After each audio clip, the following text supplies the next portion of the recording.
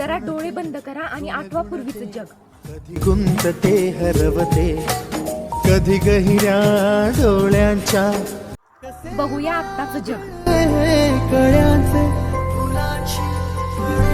खरंच पूर्वीचं जग हे ना खूप सुंदर होतं, कारण पूर्वीच्या लोकांमध्ये एकीची ताकद होती.